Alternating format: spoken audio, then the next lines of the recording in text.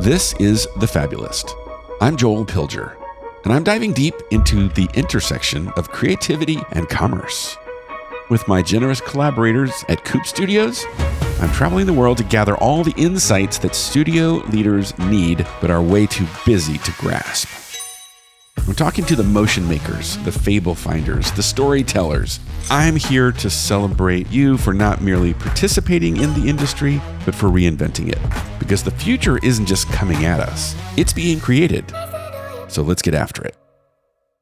Okay, gentlemen, good morning. Let's get this party started. I'm excited to be having this conversation because I feel like we've been planning this for many months, but getting the calendars of all three of you and me synchronized has been a bit of an undertaking. So let me just start off, because we are a panel here, I'm going to actually just start with introductions, if you'll forgive me for getting right into that. So we have Simon, Mitch, Carson. I'll let each of you introduce yourselves. Tell us where you are in the world. Tell us who you are, a little bit, something about your company. And Simon, can I start with you? My name is Simon Dixon. I'm one of the co-founders of DixonBaxi. We're an agency based out of London in the UK, but about 85% to 90% of our work is international and half of it is in mainland North America.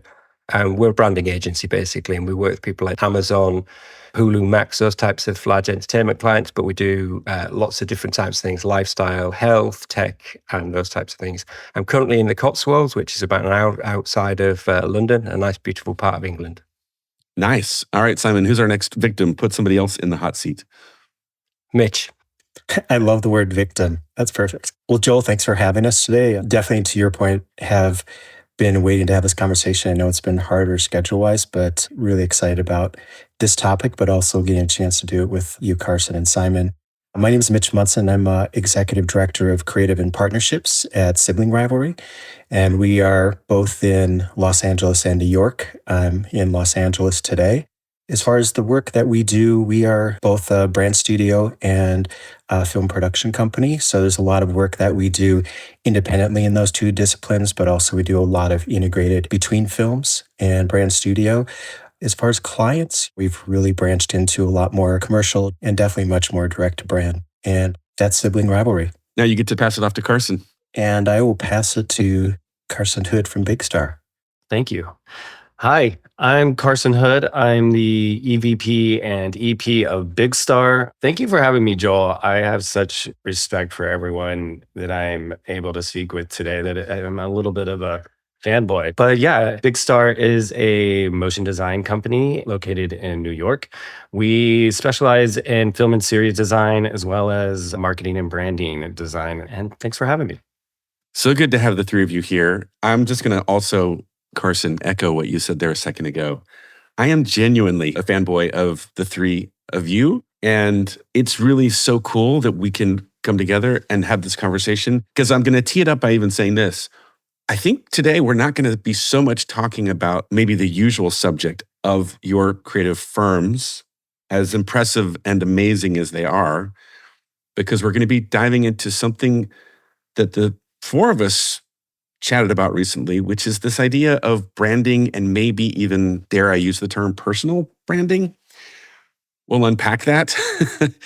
But just to tee us up, here's something I'd like to say. Like, I have a goal. I have a goal to inspire studio and production company leaders to step up and really lead in our industry. And I find each of you to be genuinely inspiring in how you set examples of doing just that. You lead, but you do it each in your own special or unique way. Now, one of the uncommon ways that I think you each do this is how your brand, I'm putting air quotes around that for people listening, shows up in the world, which is a distinct thing apart from your company brands, for which you were all very well known. So we might call this your personal brand, but I'll let you guys put a label on it. I don't know, sometimes resist or eschew the concept that I have a personal brand. I don't know. I don't really think of it that way. But to begin, Simon, I'm going to ask you first. Do you feel you have a personal brand, and what would that mean? Excellent question. Yeah, I don't like the idea of having a personal brand because I think that leans too closely to ego. What I like the idea of is having a degree of notoriety or maybe respect or awareness based on what you bring to the world. So inherently, I think if you have a leadership role, in my case, obviously, I'm one of the co-founders of my agency, you're naturally a kind of weather vane for people's attention because I'm the Dixon of DixonBaxi. But I think it's really about what you bring to the world, how you show up. And when I think about leadership, I like the idea that it's like leadership from the bottom. My job is to basically create the space for people to create. And the things I share with the world are a reflection of that shared space, the things we think collectively are important, the things that we think are important to the industry now and in the future, and how we think creativity at its best, when it's very diverse, it's open, it's inclusive, and it's supportive, is reflected in the world. So that's what I try to do. And I also think historically the industry has been pretty opaque and there's been very few voices. And I think it's good to maybe share not some war stories, but some more truths about how the industry works to, again, give people a perspective or potential access to information they wouldn't have. And that might promote more people to be interested in creativity as a profession, which I think would be a really healthy thing. Yeah, I appreciate you being honest about that ego thing, because that for me sort of resonated. Carson, I'm curious because I see you're nodding. Do you think of yourself as having a personal brand, or is it a different word, or I don't know? What are your thoughts on that? I think at one point I did. Yeah. I think earlier in my career, 10 years ago, I think you were coached to have a personal brand. This was Steve Jobs wore the same thing every day. That was his personal brand. When you looked online, you were coached and told to have a personal brand. And so I think early on, I thought I needed to figure out what that was for me. Now, not as much. No, I don't really think about that as much. I think about more of what are we putting out? What is the body of work that represents me, that represents Big Star? And how does that look in the landscape versus how do I personally look in the landscape? So Mitch, you and I, obviously, we go back a minute and we've had so much in our shared journeys. I just know this. I know if I asked anybody, especially present company included, what is Mitch's personal brand? Everybody would light up and say, oh, Mitch, he's the best. He's so awesome. He's so kind. He's such a connector, that sort of a thing, which is a type of brand. But what do you call it? And is it a personal brand or is it something else? I appreciate the kind words, but I think both what Simon and Carson have hit on is authenticity, and that's the thing is if it's something to what Carson was saying, as far as that manufacturing of it or being coached into that kind of presence, then it feels artificial. I think when we first talked, even Simon talked about transactional. And those kind of things are just not what you want to put out there to the industry, but even to your peers. It should be more organic, I think, in that case. But when you talk about early in your career, I always thought as reputation. My bosses would always say, you're only as good as your reputation. So you're building a reputation of being somebody that connects and being somebody that is doing great work, is really good at collaborating. Like all of those kind of things build up to who you are in the industry and where your path is going to take you. But now I think that reputation, it's a little bit of what Simon was first saying. It's also about putting yourself out there. So that's a little bit different than reputation. It's putting yourself out there and being active and challenging yourself. And I think being that hub as much as possible of interactivity and connecting of people, clients, your team, etc. I'm curious, Simon, based on something Mitch just said, I was having the thought of maybe part of the opacity that you described earlier comes from a belief. Let's say maybe this is the previous generation where we would say things like, I just let the work speak for itself. We produce all this great work and that's all that needs to be said. But my sense is for some reason that no longer is enough, it no longer works, or something like that, right? I don't know, like why is it important for us to put out there more than just the work, but to create this thing called a reputation and even notoriety? Yeah, I think there's a difference between reputation and kind of having fame or some sort of, like I say, notoriety. I think reputation comes from your actions or what you make, what you produce, or how you carry yourself. And that can be a quiet reputation or that can be a more distinct and expressive reputation. I think there's a number of moving parts to it. Really, one is it used to be much more competitive. So there was a lot of preening and me, look at me, I'm doing well. I think people used to think there was a secret sauce that we all had. So best protect that. So maybe that's a thing. But I also think the industry wasn't as diverse as it is now. It was fewer people had greater control of the industry in a very narrow band of type of person. And I think what's happened is the industry has improved in that way, which has given a greater range and share of voice for different types of people, which means there's different ways of expressing yourself. So when you think about if you're talking about a personal brand, what you're talking about is a person and how they reflect themselves to the world. Some people are very dynamic, some people are very quiet, some people have very distinct singular opinions. Some people have a broad range of ways of looking at the world.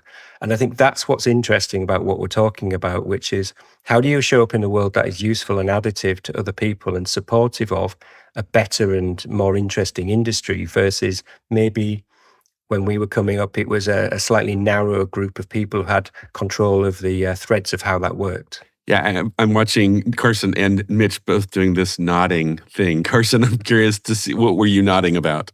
Well, there was just not as many avenues as there are now and channels for reaching not only our clients, but our peers.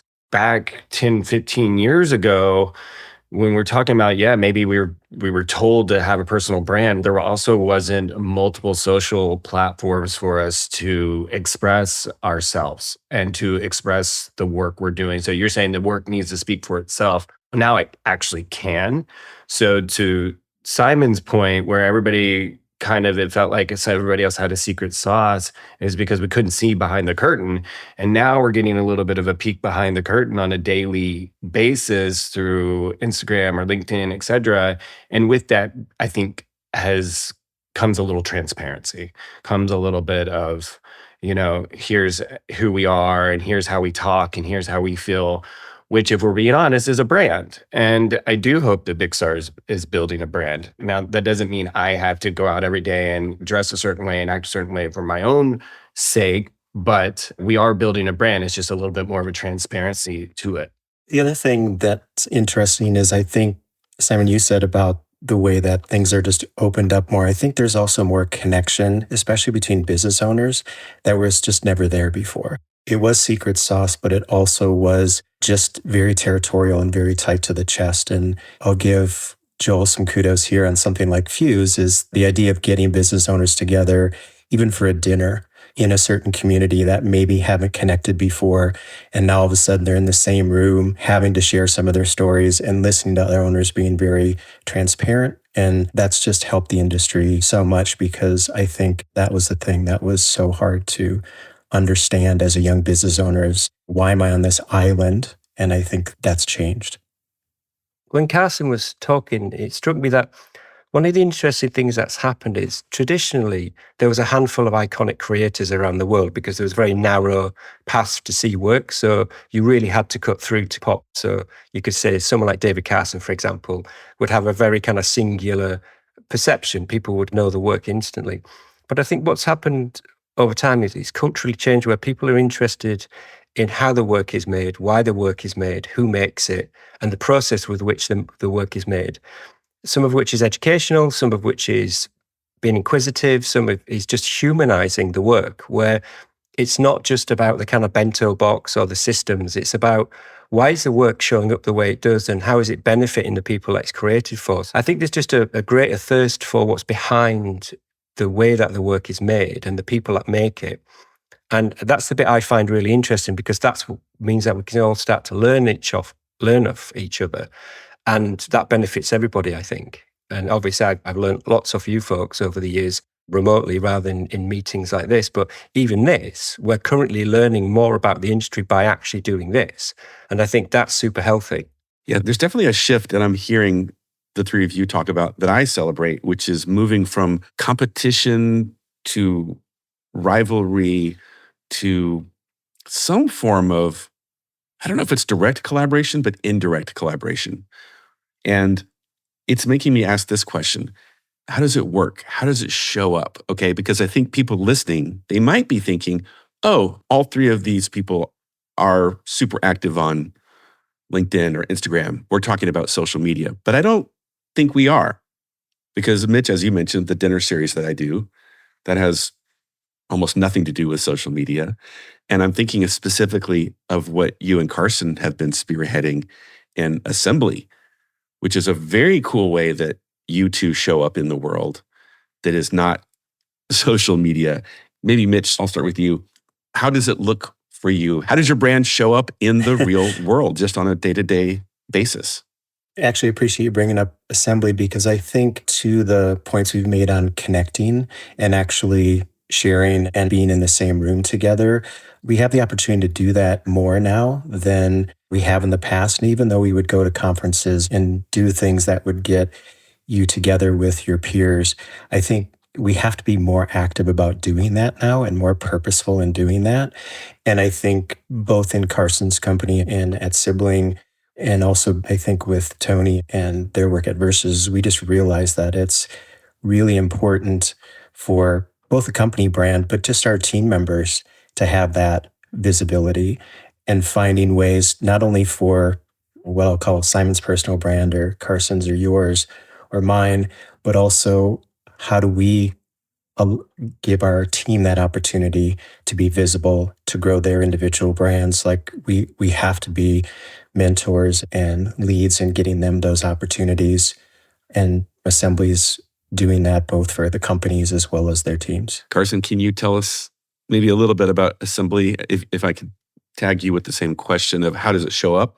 Do you mind telling us a little bit about SIBLI? Because it's something very special that I see as a manifestation of, again, your brand.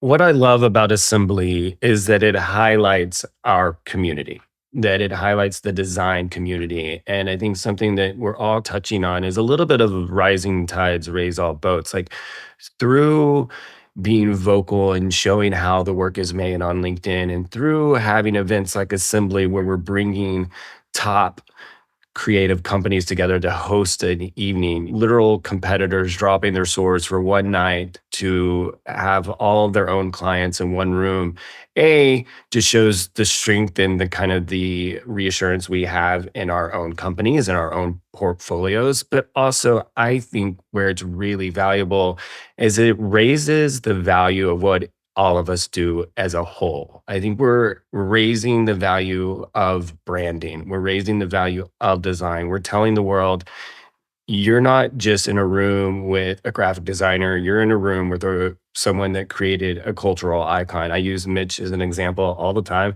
and I'll do it again here. I'm like, you're standing next to the man that designed the Paris Olympic logo that you've been looking at for the past year. That's incredible to me. And I think it's an incredible opportunity that you get to be in that room and do that. And I think that transitions down the road for all of us when we're having project conversations and we're talking budget and we're talking scope and we're talking time. I think the other side of the aisle, and I just think the industry as a whole, sees a bigger value in what we do because we're able to come together as a community and highlight one another, be in the same room, hold hands, and get through some very challenging times together, as well as go online and say, hey, this is how we made it, and this is the guy that did it, and this is why it's so great. Yeah, I'm getting a bit of goosebumps here, I think, because this just seriously is so incredibly exciting to me to see our industry evolving in this way. And this is why I'm like so grateful to you, Carson and Mitch and Tony at Versus for putting these sorts of initiatives together, because that idea of if we bring together community, you said it raises the value. I'm like, wow, raises the value through community. But before I pontificate about that, Simon, would you like to chime in on this idea of how it shows up in the real world beyond just social media and posting on LinkedIn once in a while? Yeah, I think what's happened is everything is much more globalized now. So I think there's great value in physical events, and I attend physical events all over the world and have done for decades in most major cities. But I think what's happening is through the way that we're talking about industry, I talk to people in, say, Nigeria or India, South Asia, South America. I talk to creators that I maybe wouldn't have talked to before because they're not in London or Manhattan or Los Angeles. So what's happening is you have the ability to have discussions with people at different levels of the creative industry, from people who've not even entered to people who are decades into it, different industries around the world that have different levels of sophistication and development based on their local cultures and histories.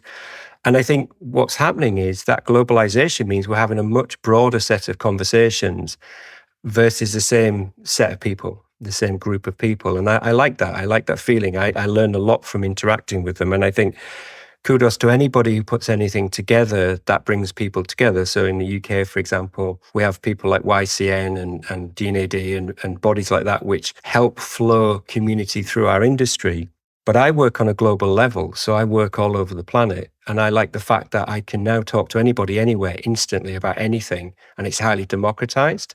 And I think that is accelerating the ability for the industry to have the value that Carson's talking about, because I can work anywhere on the planet now in a way I couldn't do before. And that has great value to me, my team, to what Mitch was talking about in terms of how they develop their careers, because they could be working in Scandinavia, then they're suddenly building a brand in Los Angeles, now they're building a brand in Tokyo, for example. So that career acceleration, that ability to create things that they couldn't create before and grow as creatives, I think is coming through this interconnected communication that we're all talking about. And I'm not entirely sure it's about brands. It's about this idea of how we want to create and who we want to create with. And I like that fact that gap has narrowed. Yeah, do you mind if I could ask you to repeat that last sentence? Because I think there was actually something profound when you said, I don't think it's so much brand. You said, I think it's how we create and collaborate together. So what it's doing is it's narrowing the distance between people. So that's not about brand or branding. That's about creators creating with other creators or finding like-minded people to create with and have careers with. And it's also closing the gap on clients and their ability to see the value in what we do. I love that so much. Of course, I'm here in Buenos Aires, of all places, this week, bringing together business owners who, guess what, have never come together. And for the first time, they're having this experience of, oh my gosh, here are all of my rivals or other people in the industry that I respect and admire. And now I'm having a conversation with them. And to your point, Simon, when I invite them, hey, please come participate on the world stage with the rest of us, everyone here, and all the other leaders that are inspired to collaborate and show up that way, they're incredibly excited. They feel like, wow, we get to participate. And I think that's just tremendous. Mitch, did you have I think you wanted to jump in there too. Just one small thing, because I think in what we were just talking about now, what I love about it is it's talking about inclusivity. So before, where everything felt like it was exclusive to a certain group or to a certain part of the market or certain owners, like being able to make this more inclusive and being able to say, like when I finally met Simon at OFF a couple of years ago, and it seemed like we had met each other, but we never had. It's like being able to meet him and know that I'm a fan of him, I'm a fan of the work. And also that, to what Carson was saying, you have that experience and it's not a competitive experience. It's you're so excited to be in that group of people that you feel like you're lifting them up, you're lifting yourself up. It's like mutual inspiration almost in that kind of moment. And I just love that's where we're at. We're not at the point, of holding things tight. It's really about celebrating each other and pushing each other forward, as Carson was talking about. And it's just, it's such a great progression. That's hopefully where we continue to go. To your point, Mitch, about knowing Simon in advance of knowing him in real life, I can relate because I've also been following you, Simon, for many years. And we've exchanged a few notes along the way. But what I think is interesting, maybe to Mitch's point, is there's a voice that I see you put out there in what you share with the world, where I genuinely feel like I have gotten to know you over the years. And every time I get another glimpse, because you tend to share things that are quite thoughtful, right? And quite well constructed, that it creates this sense of affinity and commonality and maybe mutual bonding or something, so that I feel like someday when you and I sit down and have a pint or whatever it is, that we won't be starting at scratch. We won't be starting at the beginning. Like, we somewhat know each other. And is this maybe part of this showing up and why it's a beautiful thing? Really appreciate you saying that. It's extremely kind of you. But I suppose that's the whole point, which is, if I guess I've got this thing, I like the idea of projecting things which are optimistic, because the world is tough. And this week's been a good indication of that. The world is a tough place, but it doesn't have to be. We can help people feel better about themselves. And I think if we project optimistic ideas about the development of how we think and how we express ourselves in the world, how we build our agencies, how we develop people's careers, you're humanizing all of that and you're making it seem accessible and interesting. And it does close that gap where when you meet somebody, you're just that little bit closer to them. So you might collaborate that a little bit faster, or you might learn something a little bit faster. And I'm certain when we sit down, we'll have huge commonality almost instantly, having shared lots of little ideas with each other. I'm sure it'd be the same with Carson when I have the opportunity to meet him. And I know for sure it's the case with Mitch, because when I bumped into him at that conference and the way he's describing, there was like a little bit of air between us that we shared because we knew a bit about each other. And it wasn't alien versus predator. It was, let's go have a beer. And that's much more interesting. Yeah. And actually, one thing I want to point out, because I love when Joel was saying those things, and specifically about you, Simon, because I saw the humility. I saw you smiling. I saw your reaction. And I think that's the other thing about the whole personal brand push of it feeling so influencer and so transactional, and what so many people do is, I think, something about having that humility about how you're projecting yourself out there, what your thought leadership is, the consistency of it that you were talking about, Joel, like those kind of things, they come across authentic. And I think people definitely glean a lot off of that because they just feel like you're not selling them something. You're not selling in that version, whether it's your company or you personally. And when I saw that humility in Simon's smiles, that's it. We're not forcing anything on anybody, but we're finding those connections. We're finding authentic ways to do it. Well, Simon, you said a phrase there a minute ago when you said about how we build our agencies. So I do have to ask this question, because I think it is a somewhat obvious one within the larger, bigger picture. And maybe I'll ask you first, Carson. How does one, I'm going to go back to this crutch phrase of building one's brand, because in a way, I think we've somewhat changed the language on that. But for the moment, how does doing that support and elevate your company's brand, like in the case of Big Star? I think visibility. I think that is probably number one. We're not a huge company. We can't send 10 people to a conference, and we can't have 3 people on every meeting every single day. So that often puts myself in a role as head of business development. It's my job to go and be the proxy for the company. And so I think it's just really about visibility through me for Big Star, and me being the megaphone for Josh, for Virgil, for our whole team, all of our artists. And I think it takes a certain person to do that. I personally, going back to what we started this podcast with and how you think of your personal brand, et cetera, I really think of myself as the microphone for my team. I know Casey's back at his desk animating the hell out of something, and I want to talk about that because I think he's really good at it. And Mark Thompson and Ross Henderson and like all these names that maybe when you think of Big Star, Josh comes to mind, or maybe I come to mind, but really those individuals that I just mentioned are elite artists. And so I think it's really about visibility and being able to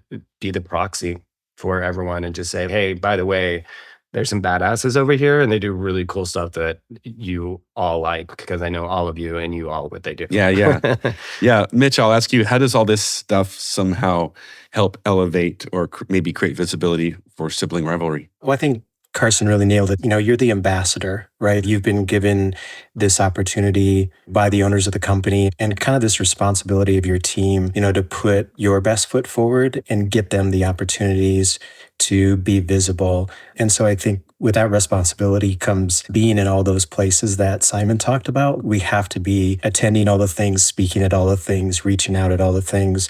And that's just as important for us to do it for our team than it is for the company and the reputation of the company as a whole. It sounds a bit exhausting maybe, because if I'm a creative, I might hear what you just said, Mitch, and think, I just want to focus on the work. But there's obviously other parts that we're being called to play, or we have the opportunity, or we get to play. Simon, do you want to share your perspective on how does all this actually help and support and elevate the DixonBaxi? Yeah. The way I feel is if you make work that really pops, you'll get more work for sure. So the work is the thing that comes first.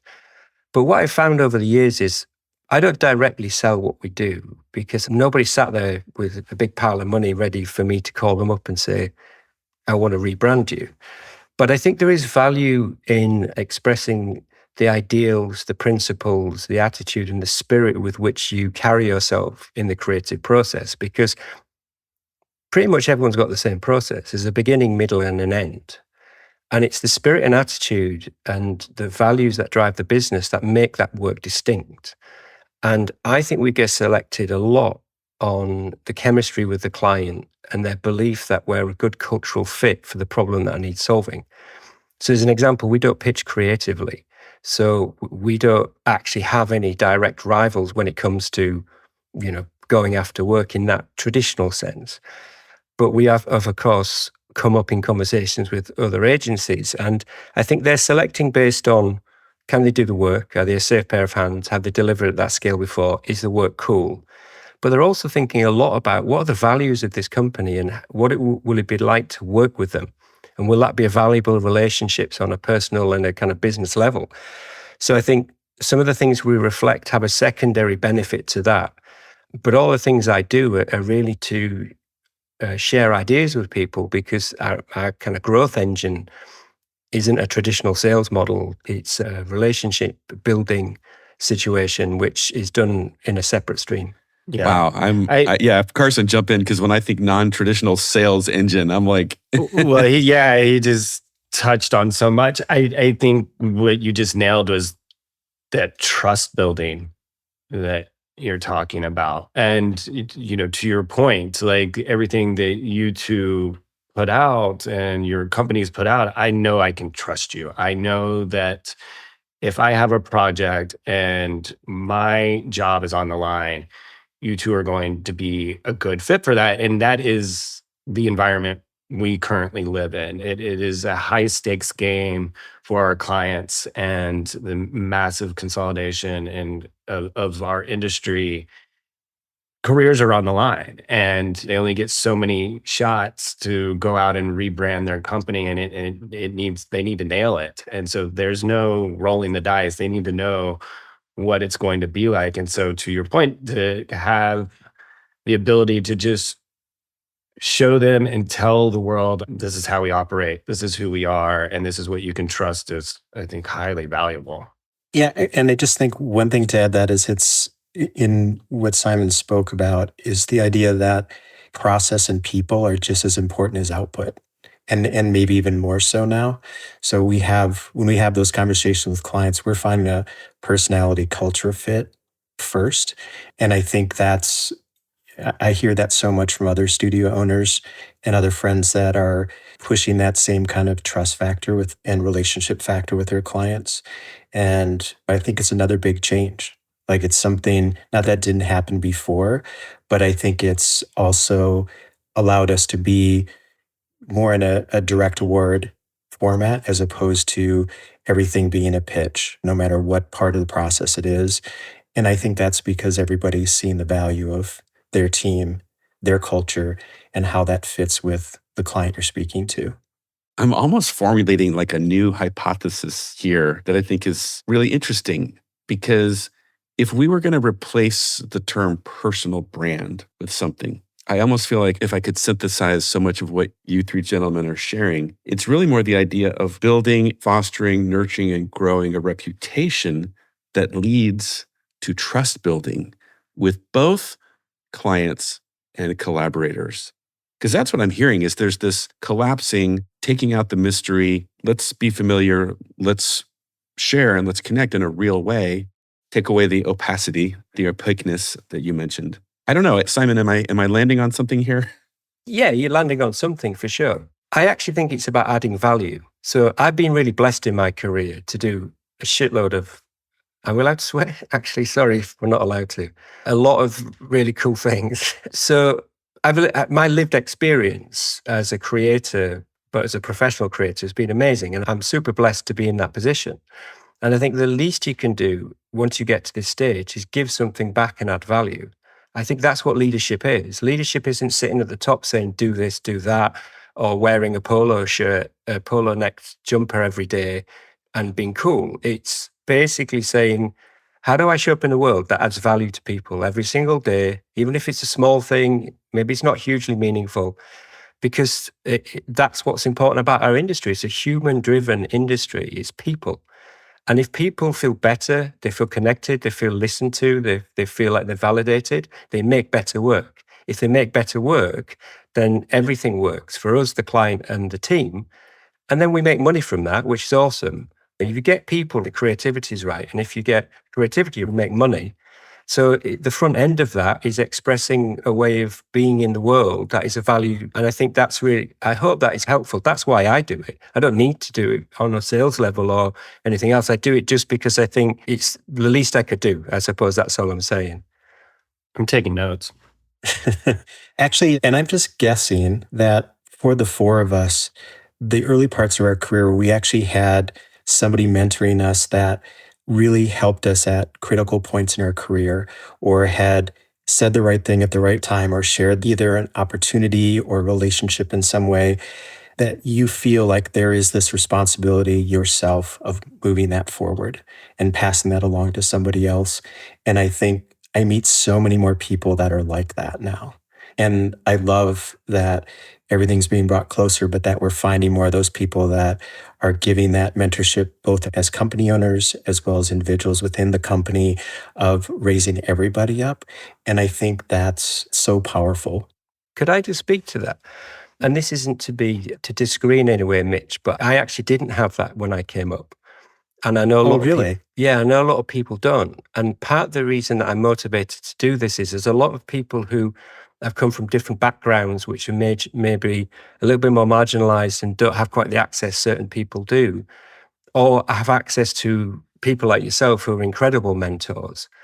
And those people, I think, find it difficult because if I was sat next to you every day, I've got to be awesome, haven't I? By definition, if I'm in a room with you constantly, or same with Carson or Joe. But millions of people who come into our industry are not in that position. And millions of people haven't even come into our industry because they don't even know how it works, what the roles are, how we do things. So part of the reason that we do what we do is to try and demystify that. So the people who don't necessarily have the direct mentorship that you're talking about, which is profound, it's a great thing in our industry and certainly in the companies you've been talking about. But those people will have access to information they wouldn't be getting otherwise, and maybe in turn get that a little bit further in their journey and ultimately, as you say, become mentors themselves. It's funny because when I think of so much of what you share, Simon, that I see resonate with hundreds and hundreds of people in some of your posts just on LinkedIn, is I would say, oh, it's really interesting that in a way, part of this expression you're putting out in the world is in a way spreading that mentorship way beyond the person who's just in the room with you. That you're actually, right, you're actually sharing that and spreading it to a large community of people around the world. Carson, I think I may have cut you off. Were you going to jump in? First of all, Simon, I think that's interesting background to know that you didn't necessarily have a direct mentor through your early career, because now I follow you and you're very generous and that you allow a certain amount of signups for 40-minute sessions with you, right, for mentorship. And it's interesting and really great to know that the background is you didn't have one. And so now you're giving that forward. And truthfully, I never really did either. I used to read a lot of books about it and look for it and hope for it. But I don't know that I ever necessarily found that person that is in sales that is actually looking to give away all their secrets to being good in sales. Go figure. But I always took the roundtable approach.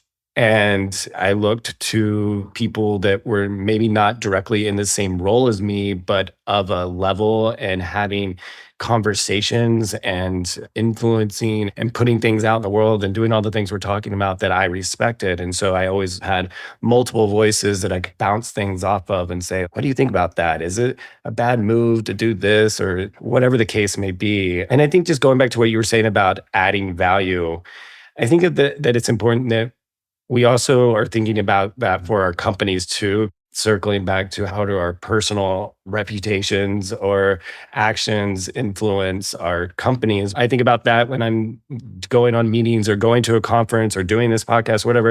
Is it valuable to my company? Am I representing them in a way that provides them value? Because at the end of the day, that's what they've entrusted me to do. Mitch, I think I saw you about to chime in. Oh, it's just so good because that's why we do this, right? Because we just learned so much just from each other in the past 5 minutes. Yeah. Because everything that Carson was talking about as far as the things that I get from Simon, I feel that mentorship, I feel that learning, and it feels like the kind of people that were in my ear when I was younger. But now I have so many more points of view, so many things that I can glean from, which is fantastic. But that's so interesting because I would have literally thought the opposite for you guys in regards to that early mentorship.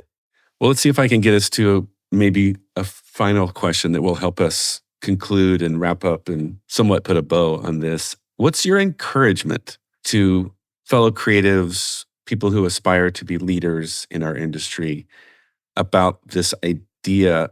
Again, I think we've abandoned the idea that they're going to build a personal brand and put that out there as if it's a marketing campaign or something. But to people who aspire to follow in your footsteps on this topic, Simon, I'll start with you. Do you have advice that you would offer? Yeah, I would get rid of the word leadership and replace it with being valuable. I think if you share your beliefs, what you're doing is helping people understand the relationship they might have with you, whether it's a client or somebody who works with you in your team, or maybe a collaborator in the project. But the thing is to be the best version of you and the way you'd like to work with the people you'd like to work and the outputs that you'd want, and use the vehicle we're talking about to self-determine that, basically. Because there's never been a better time to have access to create, to share what you do, to be who you want to be. It's a profound time for our industry, that the accessibility and the ability to just go out and make things and share that with the world and say, this is what I want to do, whether it's an individual specialist or a group of people or a collective or whatever it is, hometown for the globe, it doesn't matter. You can show up in the world the way you want to on your terms. And the more you do that, your lived reality will become that thing. It becomes a self-fulfilling prophecy. And I think that's what's important. You don't have to live a version or act in a way that the bullshit of the industry tells you to do. It's just be the best version of you. And this is the vehicle to do that, I think. And I love that. I appreciate you replacing that word leadership, because I think in a way you're now giving many more people permission, because I'm hearing, add value, be additive. I think I can do that. Carson, can you give us your friendly advice to anyone listening? Simon really did hit on it a little bit for me. I think authenticity and really be bold enough to try to develop your own lane. I think that's something that I've focused on in my own career, is just owning my own lane and knowing what that lane is and staying in it. Frankly, I'm never going to be the creative that either of these other two gentlemen are, and I've known that. And I went into a role that can bring these creatives and these artists to others and tell them about their work and put connections and partnerships together that do really great, amazing things in the world. And I think that just knowing that lane and knowing where you fit is just incredibly important. And so I just would encourage everybody to find your lane, find who you are, and don't be afraid of just going about that path. You do you. Yeah, you do you. Exactly. Mitch, what's your friendly advice to us? Well, I think both of those are really valuable. And I think for me, it's really, if you're going to find that lane that Carson's talking about, is that you just have to put yourself out there. And you really have to challenge yourself, and you have to say yes to things that are uncomfortable at first. And none of us were doing this kind of conversation and feeling comfortable with it when we started. And I think being able, whether it's being given that opportunity to network at an event or to do a speaking engagement or represent your company in some way, all of those things are uncomfortable at first. And I think if you really push yourself on that, you'll find your lane, but also you'll be making the connections that we've all been talking about that are just as much virtual as they are in person. I love that the three of you, I think, are such good examples of when I see your careers, I find myself in a way intimidated, but also maybe it's giving me permission to say, wow, that's really cool. That would be uncomfortable, but maybe I could do that. Maybe I could try that. So I appreciate the part that each of you is playing in the industry. And I appreciate, of course, showing up and sharing this today so candidly and authentically. So thank you to each of you. Congratulations on the journey so far, not only personally, but for each of your companies. I'm a fan, and I think we're all fans of each other. So I look forward to seeing all that is yet to come. So thank you so much, gentlemen. Thank you, Joel. It's fantastic. Thank you, Mitch. Thank you, Simon. Yeah, thank you to all three of you. It's been super insightful and very kind of humbling to think about how many people are trying to make the industry better. So thank you for your time. Thanks for listening. And thanks to my collaborators at Coop Studios. To learn more about them, visit coopstudios.com. As for you, if you're focused on running a strong and thriving creative company, consider joining Forum, my private network of the world's leading studios. For details, go to joelpilger.com.